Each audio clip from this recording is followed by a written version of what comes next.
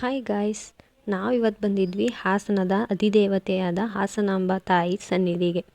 ನಾವೇನೋ ಜನ ಇರಲ್ಲ ಅಂತ ಹೋದ್ವಿ. ಹೋದ್ಮೇಲೆ ಗೊತ್ತಾಗಿದ್ದು ಎಷ್ಟೊಂದು ಜನ ಅಂತ. 3.5 ಲಕ್ಷ ಜನ ಬಂದಿದ್ದರು. ನಾವು ಹೋಗಿ ಲೈನಲ್ಲಿ ನಿಂತಾಗ 8 o'clock ಆಗಿತ್ತು. ದರ್ಶನ ಆಗಿದ್ದು 12 o'clock ಆಗಿತ್ತು. ನಿಂತು ನಿಂತು ಸಾಕಾಗಿತ್ತು ನನಗಂತೂ. ಅಲ್ಲೇ ಕೂತ್ಕೊಬಿಟ್ಟಿದ್ದೆ. ಹಾಗೆ ನಮ್ಮ ಹಿಂದೆ ಯಾರೋ ಬ್ರದರ್ಸ್ ಇದ್ದರು.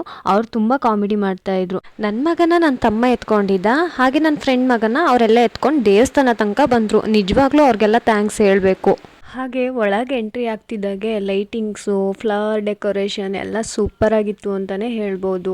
ಸೊ ಫೈನಲಿ ದೇವಸ್ಥಾನ ಹತ್ರ ಬಂದೇ ಬಿಟ್ವಿ.